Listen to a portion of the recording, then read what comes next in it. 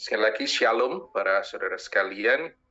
Salam dari Roma yang kembali panas lagi setelah beberapa hari naik turun suhunya. Kita akan belajar dari seorang yang luar biasa, yaitu Santa Teresa dari Avila. Kalau Anda menghadiri entah kaul kekal dari para biarawan-biarawati, tahbisan diakon atau tahbisan imam dan tahbisan uskup, pasti ada litani para kudus. Dan Teresa dari Avila selalu masuk di dalam daftar litani itu karena dia adalah orang besar. Apa besarnya, mengapa kita akan berkenalan dengan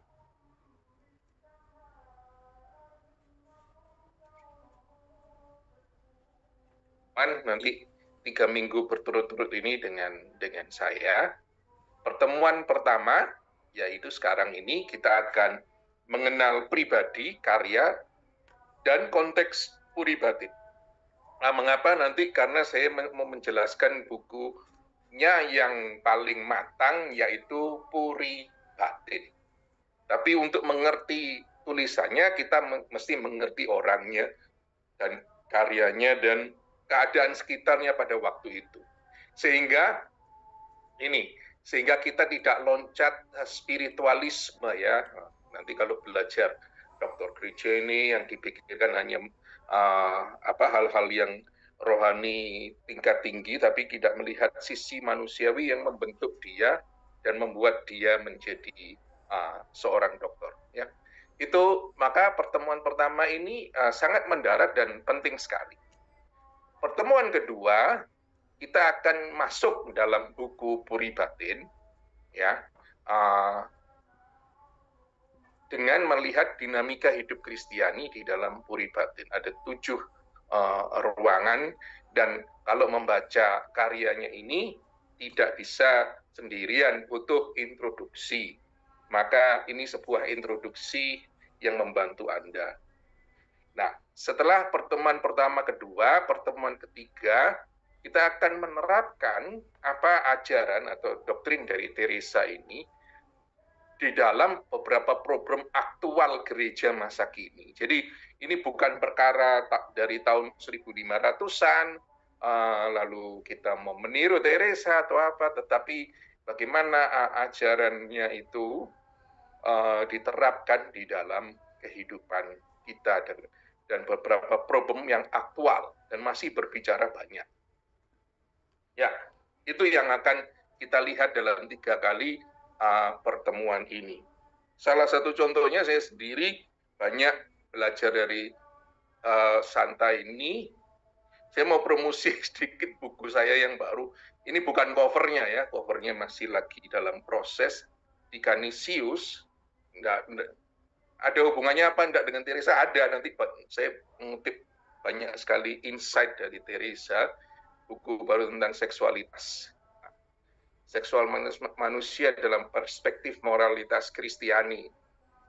Nanti Susan bisa menjadi bahan pengajaran juga. Itu isinya. Jadi kalau Anda mau melihat itu dari tentang tubuh dan seksualitas, saya pertama tentang biologi tubuh, lalu kedua tentang teologi tubuh dari Yohanes Paulus II, lalu prinsip-prinsip moral dan perkawinan, lalu saya menanggapi pornografi, perselingkuhan, perzinahan, lalu homoseksualitas, transgenderisme, lalu kekerasan seksual dan safeguarding, lalu tentang hidup terlibat. Ya, next time kita bisa ngomong tentang ini. Kita kembali ke Santa Teresa dari Avila. Tapi to be honest, Anda akan menemukan beberapa kutipan dari Teresa Avila maupun Teresa yang lain dalam buku saya yang baru ini. Baik, temuan pertama. Siapakah dia? Kita akan berkenalan dengan Teresa. Siapakah dia? Mari kita lihat, kita perkenalan supaya kita tahu siapa yang nulis buku ini. dia dinamai Teresa dari Avila. Jadi Avila itu bukan nama belakang ya, kayak Benny Pang, bukan. Itu artinya Teresa dari kota Avila. Jadi jangan ditulis Teresa Avila, bukan. Teresa dari Avila. Itu nama kerennya ya, nama aslinya yang artinya itu lebih official yang dia pakai sendiri adalah Teresa de Jesus. Avila ini kota di mana Spanyol dan indah. Saya kira banyak tour leader atau tour agensi tour tidak membawa kalian ke sini. Ini kota yang indah, lihat aja begitu indahnya. Temboknya itu Patrimonio del Mundo ya, jadi sangat dirawat level UNESCO itu sudah dibersihkan, dirawat, dan kotanya terawat dengan baik di dalamnya. Ya, ini kota Avila sedikit untuk memberi gambaran kepada Anda apa yang kira-kira dilihat oleh Teresa. Jadi saya nulis buku itu, Seekor Ulat yang Diubah Allah, yang sudah ditunjukkan pada Anda ini, itu ketika saya mengorganisir sebuah ongoing formation untuk Romo-Romo beberapa minggu di sini. Jadi saya bolak-balik ke kota ini, dan beberapa bagian itu saya tulis sambil memandang kota ini dari kejauhan. Jadi berkat Allah yang luar biasa. Hingga merasakan spiritnya Teresa. Ya, itu nama tentang nama dan kota tempat tinggalnya dia. Avila. Jadi kalau lain kali jalan-jalan ke Eropa, jalanlah ke Avila. Ya. Mari kita lihat di sini. Dia lahir tahun berapa? Ini penting sekali untuk meletakkan orang kudus dalam sebuah konteksnya ya. Jadi saya senang Anda belajar dan bukan lagi belajar dari kisah-kisah orang kudus dari dulu zaman saya itu ada buku yang namanya Sahabat-sahabat Yesus. Itu untuk anak kecil. Harus beranjak lebih dalam lagi untuk menjadi dewasa dalam iman ya. Jadi kata Paulus, dewasalah kamu dalam beriman to the full maturity of Christ. Ya, jadi jangan stay. Maka literasi penting. Lahir di Avila 28 Maret 1515. Kalau Anda sungguh-sungguh tahu sejarah gereja, pasti itu tahun itu membuat ring your bell gitu, ding ding ding ding ding. Karena 2 tahun sesudah itu kita akan mendengar sesuatu yang besar sekali terjadi dalam gereja. Jadi ketika Teresa usianya 2 tahun, Martin Luther mengkritik gereja dan pecah reformasi Luther itu. Jadi ketika Teresa lahir, Luther sudah bergerak ini, ya. Jadi konteksnya itu di situ nanti kita lihat. Dia anaknya siapa? Bukan anak orang miskin, dia anak bangsawan, anaknya orang kaya, relasinya di kalangan elit. Nah, ya, nggak bisa dipungkiri, ini bagian dari hidupnya. Dan sangat ekstrovert. Orang Spanish itu ekstrovert. Orang Spanish itu sudah ekstrovert, apalagi tipenya dia ini tipe yang sangat ekstrovert. Ya. Maka karena dia suka sana mengekspresikan diri, berani, tidak pernah takut,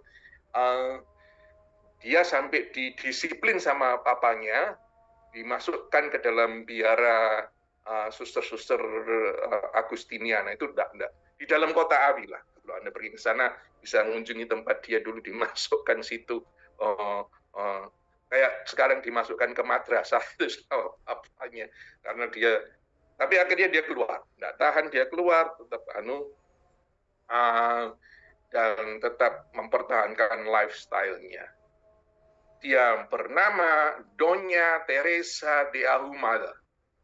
Mengapa saya tampilkan kata ini Doña? Ini penting karena ini gelar bangsawan. Ya, jadi dia bukan hanya sekedar Teresa de Ahumada, tetapi Teresa ini Raden Ajeng. Kalau bahasa Indonesia itu ningrat, Ini anaknya orang ningrat. Ya, jadi dipakai namanya. Mengapa nanti saya tunjukkan itu? Karena penting ada nanti perubahan dalam drastis di dalam hidup. Dia memakai sampai masuk biara pada tanggal 2 November 1535. Nggak tahu kenapa kok dia masuk biara Karmel, tapi panggilan Tuhan ya. Dia masuk biara Encarnación. Jadi kalau Anda lihat kota Avila tadi itu, di luar tembok itu kira-kira 500 meter ke arah mana saya lupa, tapi 500 meter dari tembok itu tidak jauh, Anda akan bisa melihat biara Encarnación, inkarnasi. Dia bukan hanya masuk biara biasa, tapi rubiah. Ya. Rubiah itu tinggal di dalam. Seperti yang Anda lihat suster-suster Karmel di Batu, entah di mana ini, ya, di mana ini Terawas ya, yang Uskupan Surabaya ini, atau di Lembang. Itu yang seperti begitu ya, bukan kayak Putri Karmel ya yang jalan-jalan ke sana kemari, kelayapan. Jadi lebih pada suster rubiah.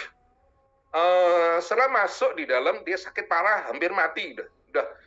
Sudah ada upacara menunggu pemakamannya dan sebagainya, parah, tapi kemudian dia bangkit. Allah bekerja rupanya dalam hidupnya pada waktu dia sakit dan mati itu. Lalu dia hidupnya pelan-pelan berubah, dia kembali ingin menjadi hidup sederhana, dan ingin masuk ke hidup yang lebih mati raga. Dan nama setelah dia di dalam itu, dia tidak mau lagi menggunakan nama Donya Teresa, Raden Ajeng Teresa, Karto Hadisunito, dan Dea Humada, tapi dia memilih nama simple, Teresa de Jesus, Teresa dari Yesus. Kata-kata de Jesus, de Maria, de itu nama biara ya, yang biasa dipakai, bahkan di Indonesia pun sampai zaman beberapa tingkat di atas saya itu masih pakai, tapi sekarang nggak dipakai lagi. Jadi jangan kaget kok ada dari dan sebagainya, tapi itu biasa ya dalam tradisi yang lama. Jadi de Jesus, dia memakai Yesus. Oh berani Romo dan sebagainya. Indonesia nggak berani. Ya Indonesia nggak berani. Memang Indonesia bukan menjadi budayanya. Kamu pergi ke Timor Leste aja ada banyak yang namanya Yesus di sana.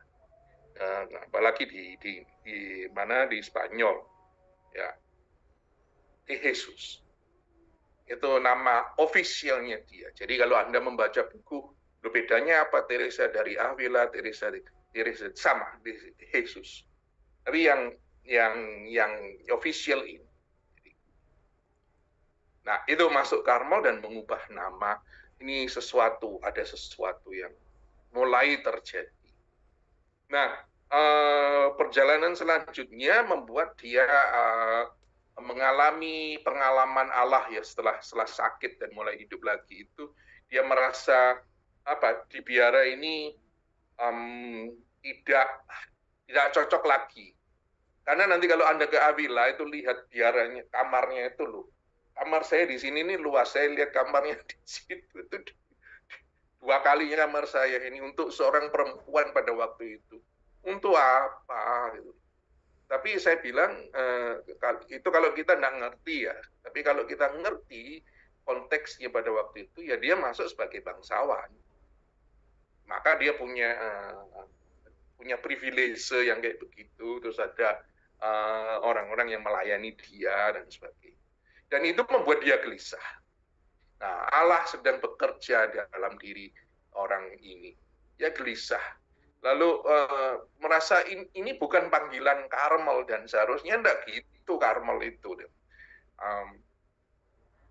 Ingat pada waktu itu konteksnya gereja ada dalam abad pertengahan dan gereja agak menurun ya. Jadi ini bukan ceritanya nanti kalau kamu dengar dari yang lain ceritanya Karmel itu mulai merosot hidupnya dan sebagainya. Itu kabeh.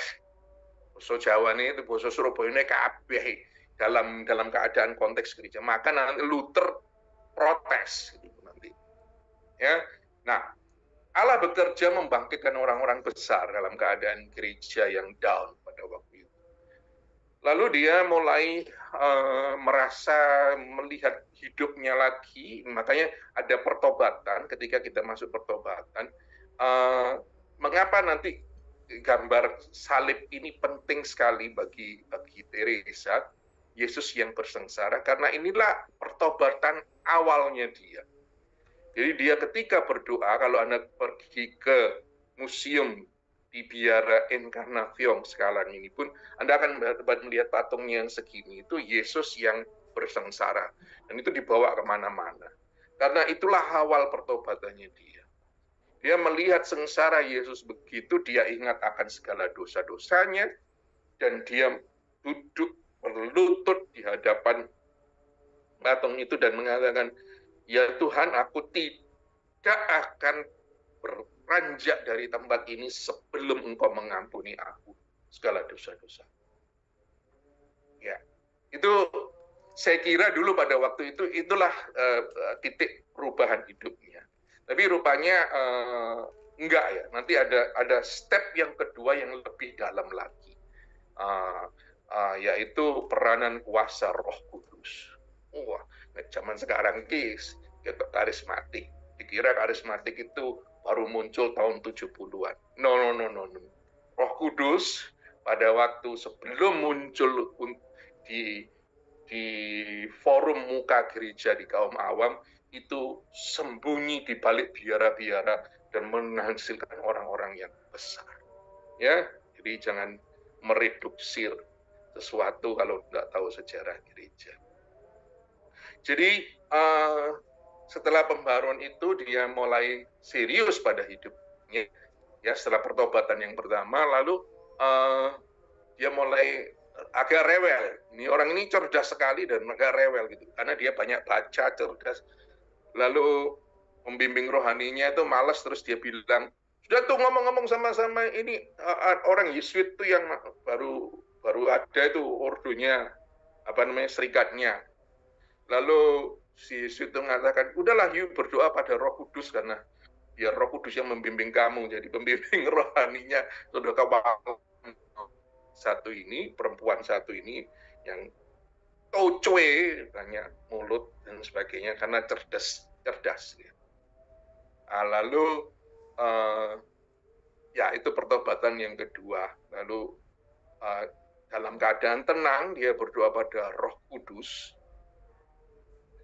dan beberapa hari kemudian dia mengalami hadirat Allah yang luar biasa ya. Jadi tidak ada yang menumpangi tangan, ada pencurahan roh langsung ini dari hidupnya, dan dia mengatakan ini sesuatu yang penting. Mulai saat ini Allah berbicara langsung dengan aku.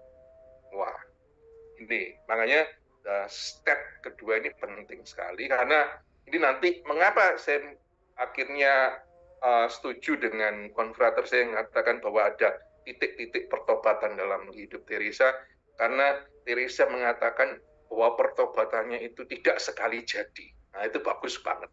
Nah, minggu depan akan kita lihat di mana dia ngomong itu. Maka saya jadikan judul buku saya ini, Seekor Ular yang Diubah Allah.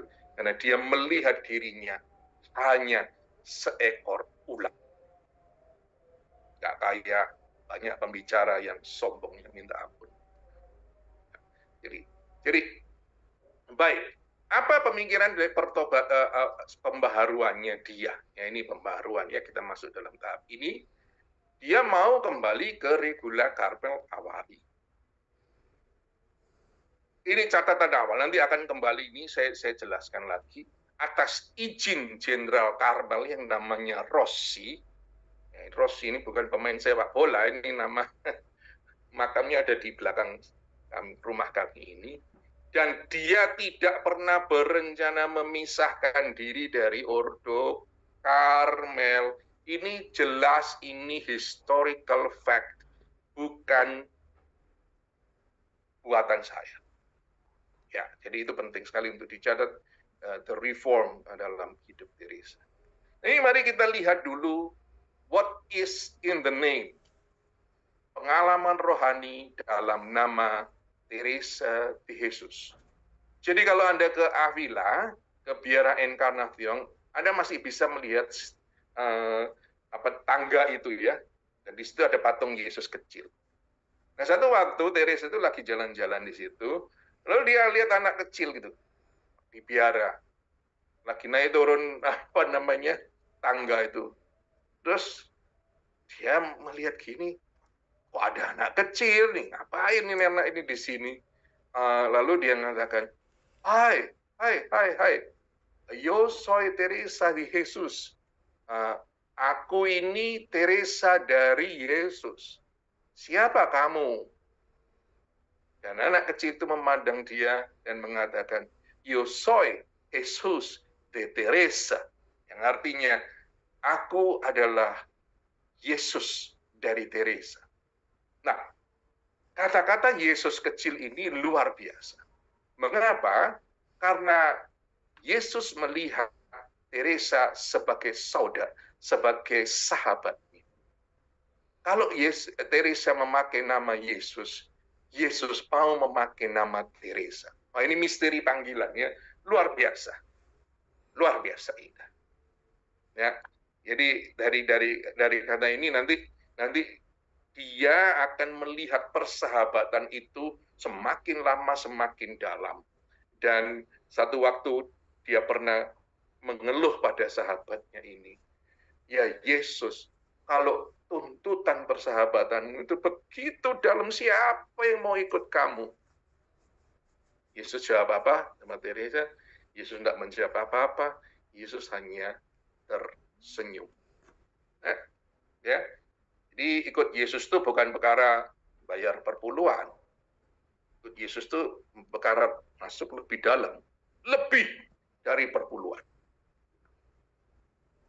Ini saya sebut tadi pertobatan pertama dan pertobatan kedua, yaitu di depan patung Yesus dan di hadapan Allah Roh Kudus.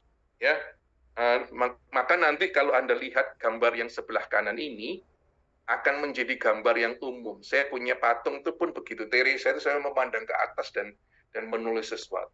Itu karena dia mengalami bimbingan Allah yang direct. Lalu dia katakan, mulai sekarang aku sudah berbicara dengan Allah sendiri. Dan itu nanti, itu yang kalau dia nulis puri batin itu ya begitu tuh. Dalam waktu nanti kita akan lihat dalam waktu berapa lama dia menyelesaikan karya klasik, gereja yang klasik. Kita lanjutkan perjalanan hidupnya.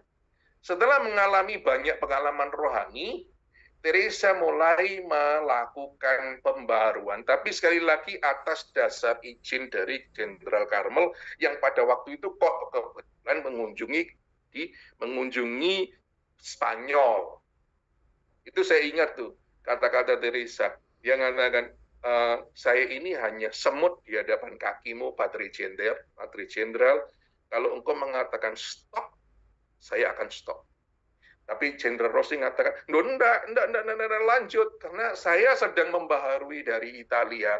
Dan ini kamu ada wanita yang sungguh-sungguh mau membaharui hidup gereja dengan hidupnya sendiri yang bagus, maka go on. Lalu dia mulai pembaharuan itu, dimulai dengan biara yang tidak jauh. Jadi, kalau ini kota Avila itu di sebelah sini, Encarnación-nya itu, ini pintu gerbangnya kota Avila yang ada temboknya itu, di depan sini sekitar nggak sampai 500 meter lah, 300-an meter tuh ada biara ini, San Jose ini. Biara pertama, tempat dia memulai semuanya hidup lebih sederhana, berdoa lebih banyak, berkomunitas lebih banyak, bekerja keras lebih banyak, di biara San Jose. Jadi biara pertamanya didedikasikan pada Santo Yosef. Dan setelah itu, dari 47 tahun sampai 67 tahun, dalam waktu 20 tahun, dia berjalan terus membaharui ordo dan mendirikan biara-biara pembaharuan atas izin jenderal, jadi lagi saya ulangi lagi, dalam waktu 20 tahun tanpa henti.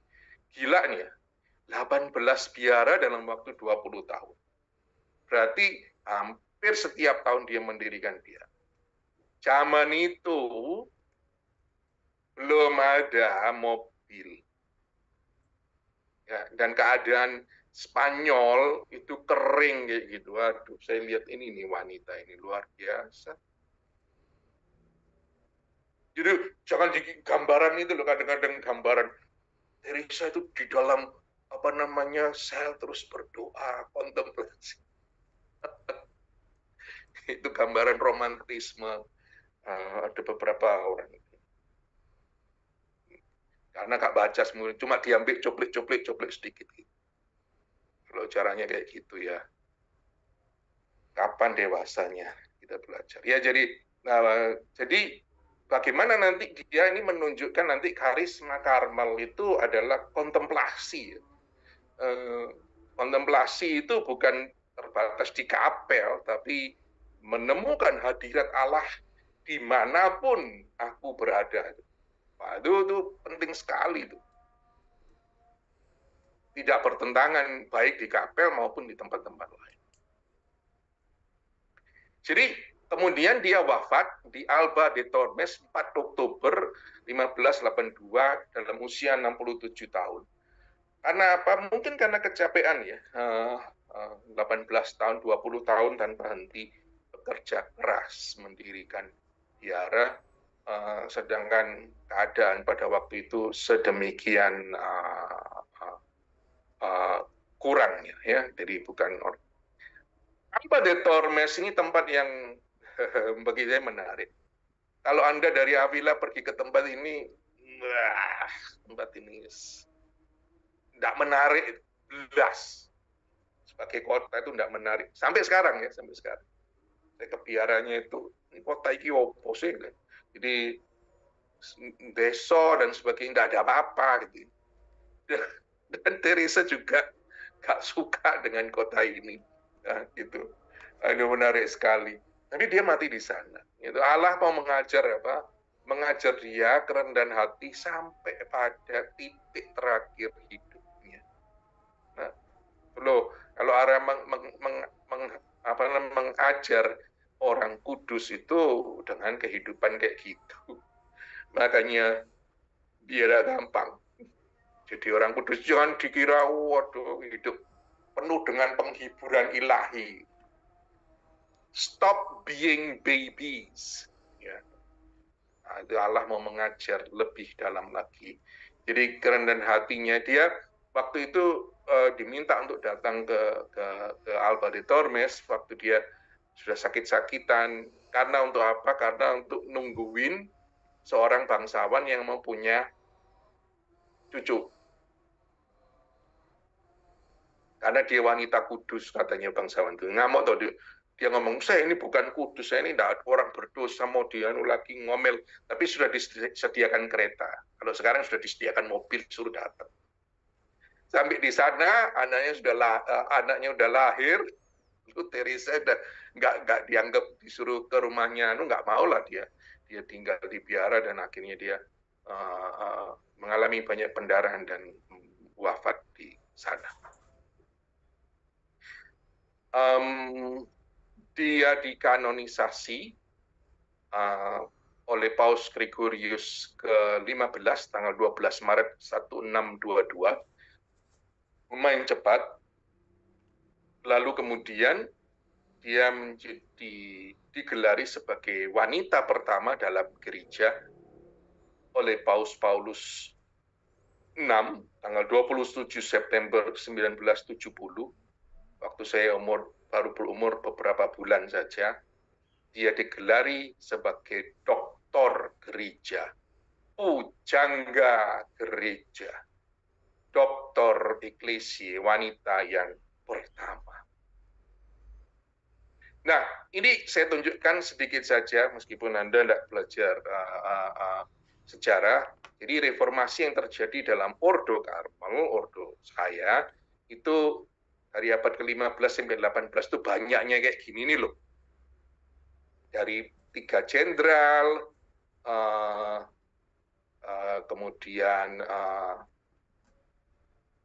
kemudian beberapa reformasi, Mantua, Monte Olivetti, lalu Turren, Monte Santo, Santa Maria, dan sebagainya ya.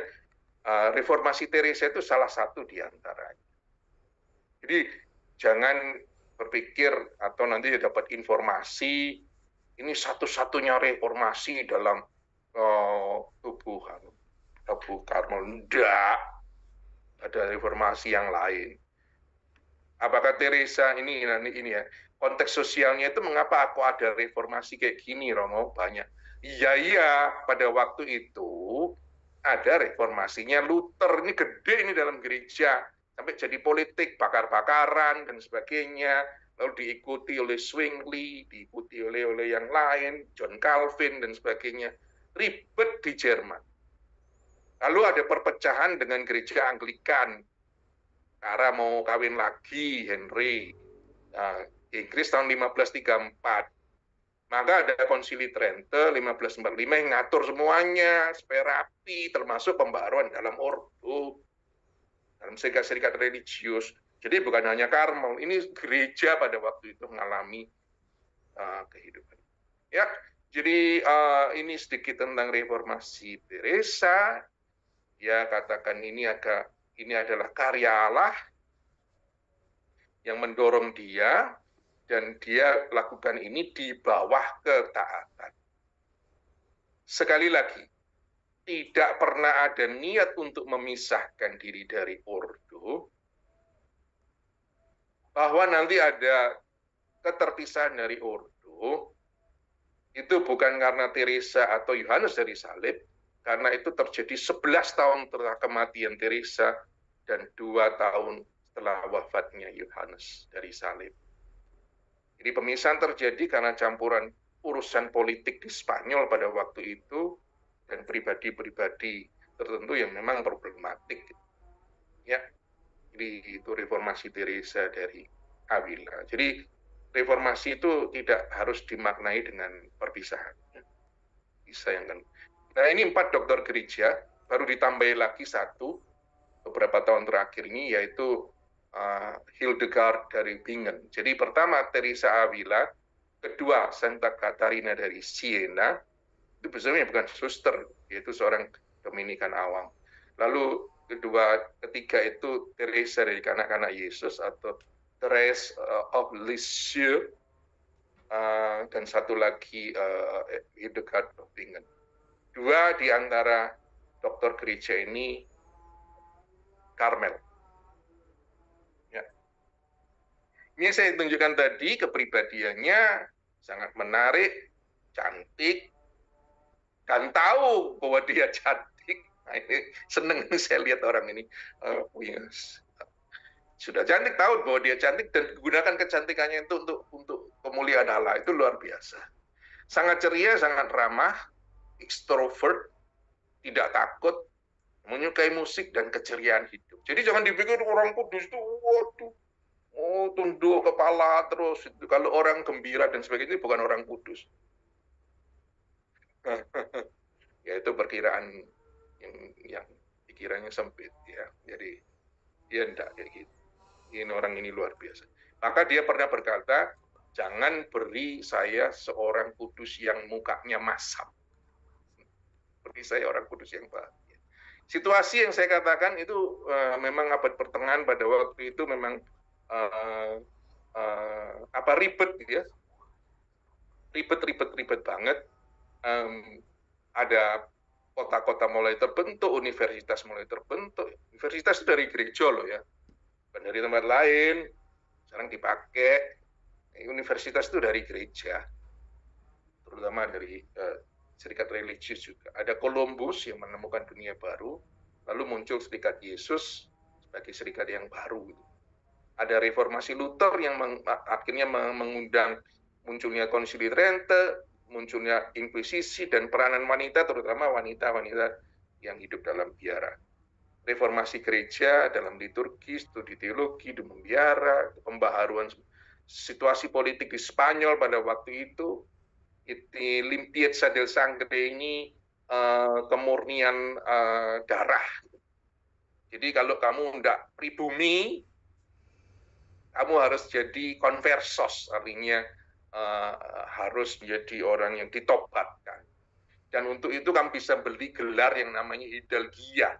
Itu gelar kebangsawanan, bayar mahal sekali. Nah, papanya Teresa itu beli itu karena dia keturunan Yahudi.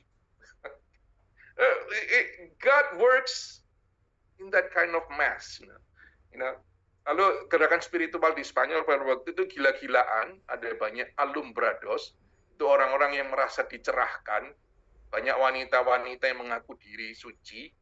Aduh, dibagi dua, alumbrados ini jadi recogidos, orang-orang yang suka menarik diri, mau jadi pertapa dan sebagainya, dan dehados yang askesem, menyiksa diri dan sebagainya.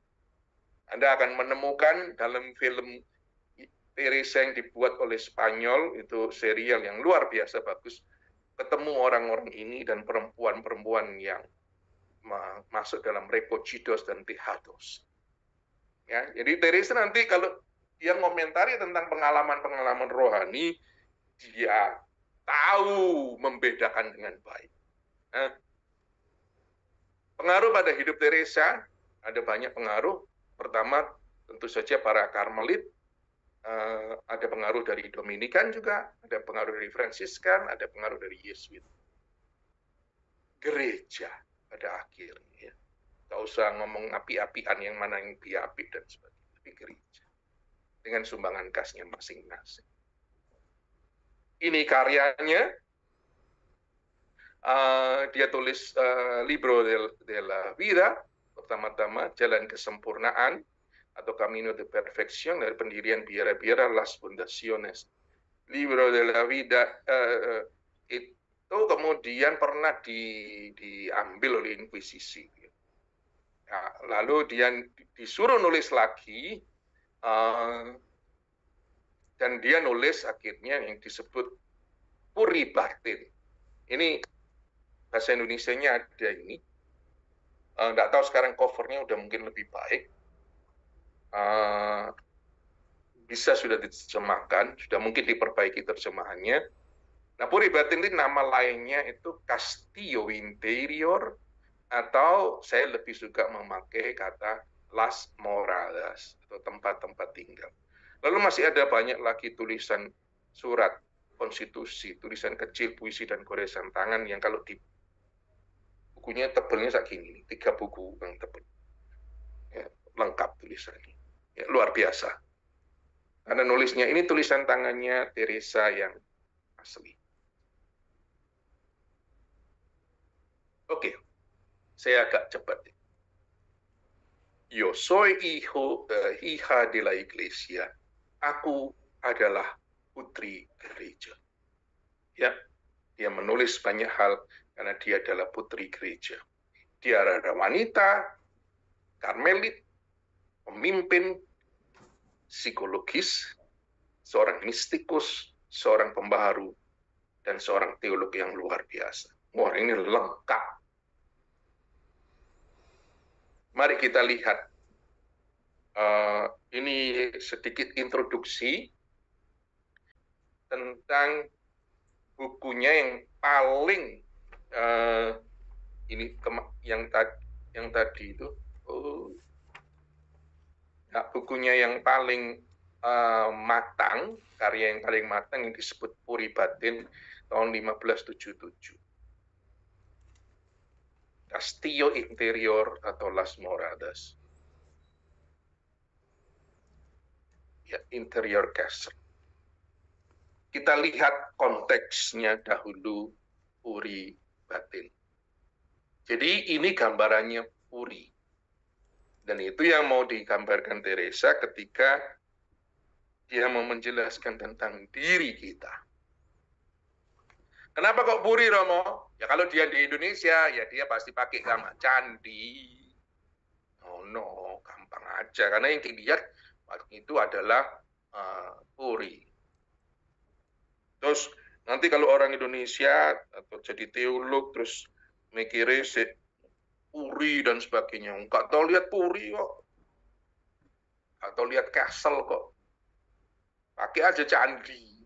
Nah, itu harus ini jadi teolog itu adalah anak-anak dari bangsanya Indonesia itu import-importan. Keran puri batin. Ya, ini imajinasi Teresa itu kayak gini. Batin kita itu kayak kristal. Kristal itu di tengah-tengahnya bersinar, karena di tengahnya ada Tuhan Allah. Simple ya, tapi indah sekali. Dan ini manuskripnya dia masih ada sampai sekarang. Tapi saya belum pernah lihat. Karena pada waktu saya di Avila itu lalu dibawa kemana-mana gitu loh. Bukunya ini nih disimpan di tempat ini. Ini ya. Jadi tulisan tangannya itu asli dari dia. Nah, ini menarik sekali. Kalau kita ngomong puri batin itu adalah karangan Teresa yang paling matang. A masterpiece of mystical writing. Setiap orang yang studi Romo-Romo, suster-suster yang studi di sini, studi spiritualitas Karmel, dan harus itu ya, karena salah satu spiritualitas yang besar dalam gereja.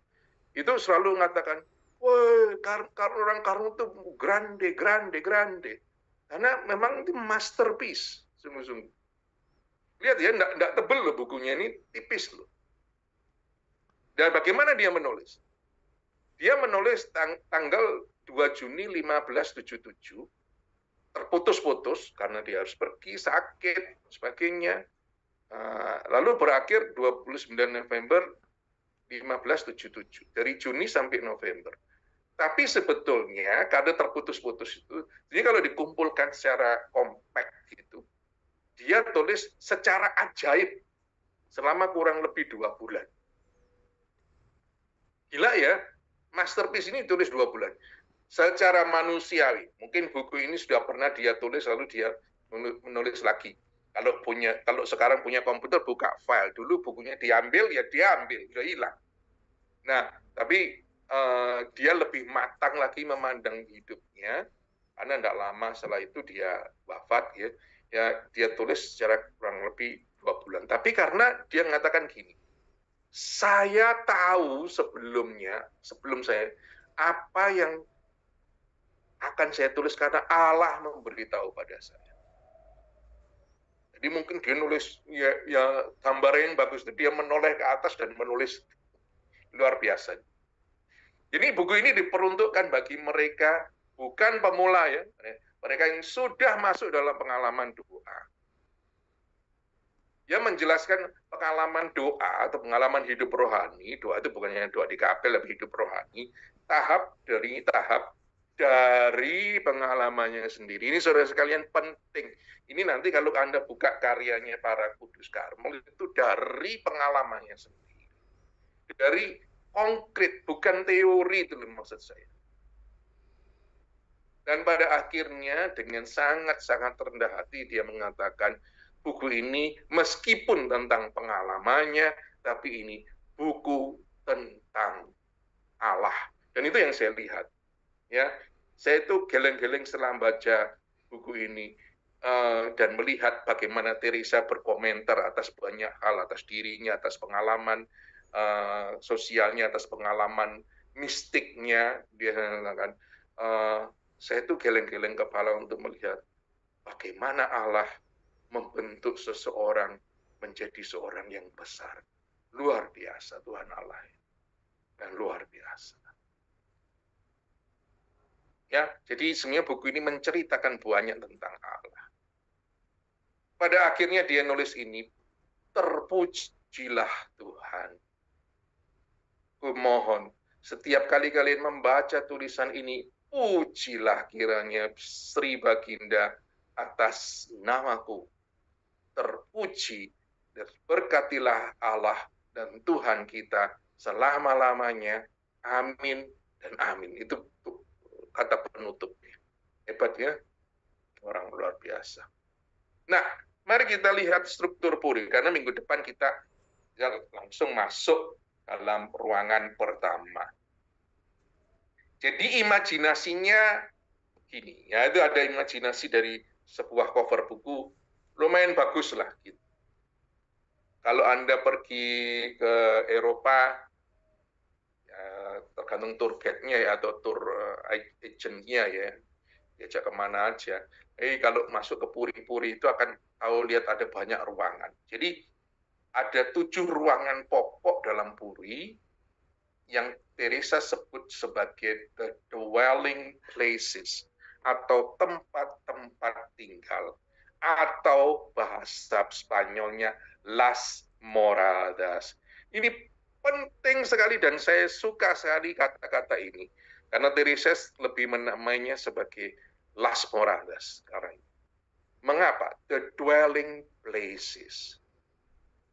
Oh, the interior castle. Interior castle menggambarkan semuanya. Tetapi Teresa itu menggambarkan the dwelling places. Ada tempat-tempat tinggal. Mengapa kata tempat tinggal penting? Karena orang cenderung tinggal di sana dan tidak mau jalan. Tinggal di salah satu ruangan. Padahal setiap ruangan ada ruangan yang lain. Dan setiap ruangan itu semakin lama semakin mendekat pada pusat. Dan di pusat puri berdiamlah Allah. Padahal yang mau dituju menurut Teresa adalah bahwa jangan tinggal di salah satu ruangan. Masuk terus jalan sampai pada Tuhan Allah ketemu. Karena apa? Semakin dekat ke ruangan tengah, semakin bagus. Dan orang cenderung tinggal. Nah itu nanti itu aplikasinya pada hidup kita tuh banyak. Di Indonesia itu ada beberapa yang masuk ruangan pertama terus tinggal di sana sudah merasa menjadi, wah saya ini sudah hebat. Sudah pernah ikut kursus teologi sekali lalu jadi pembicara di sana sini.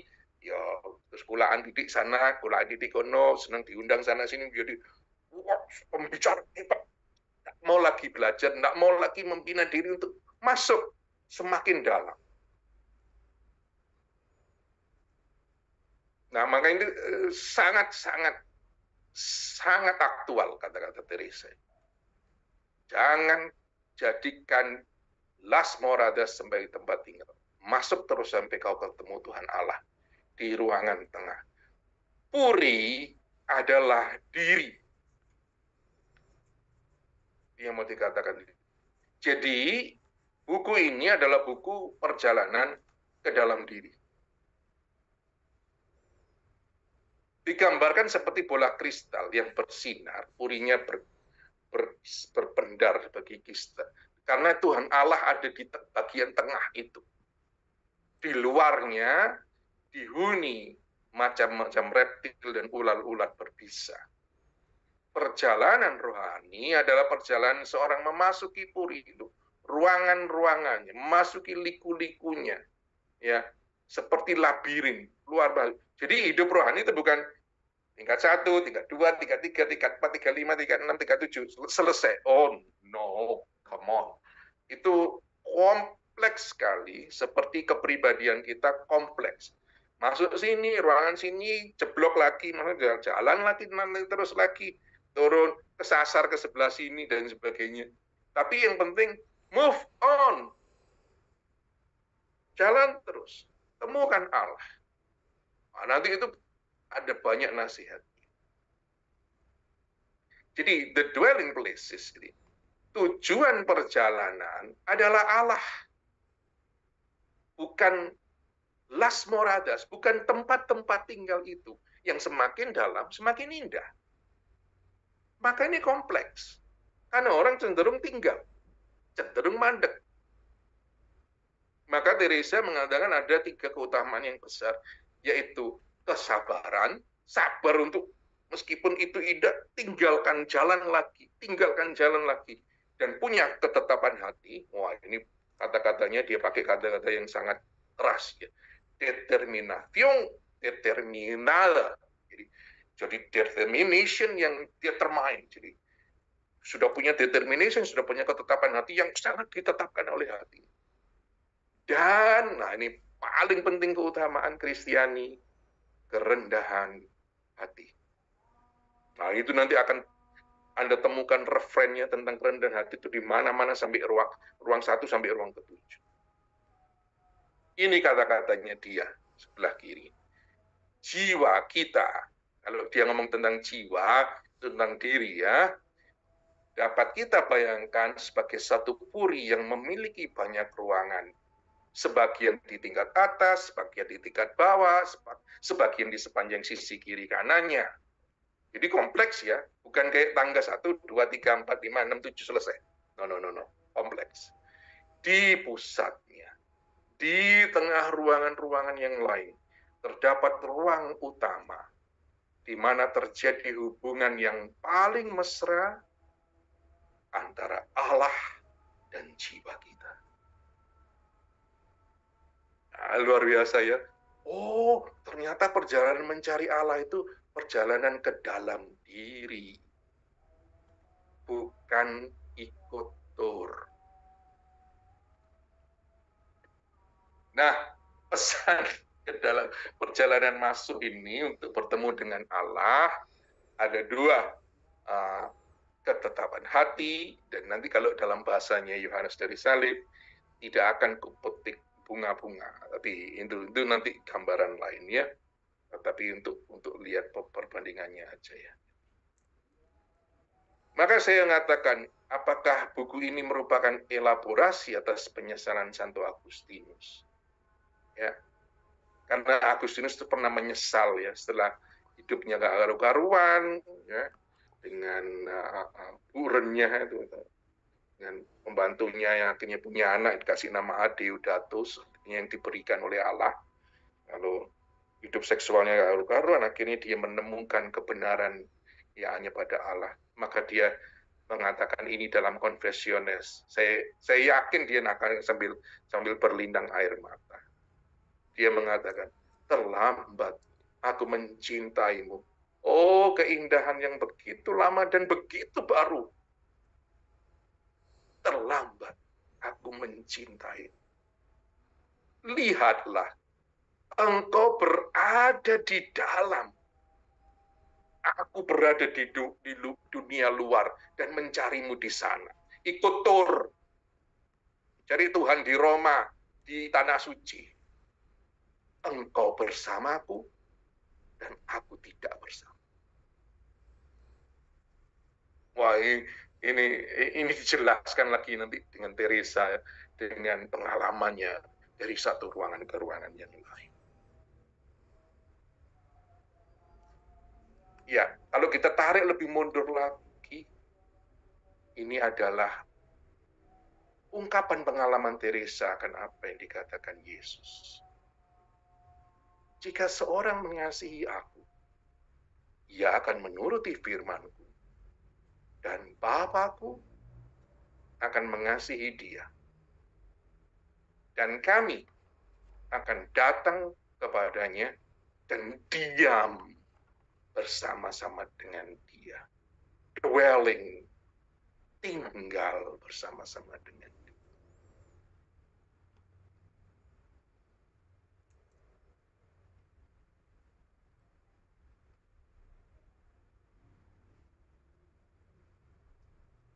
Amin.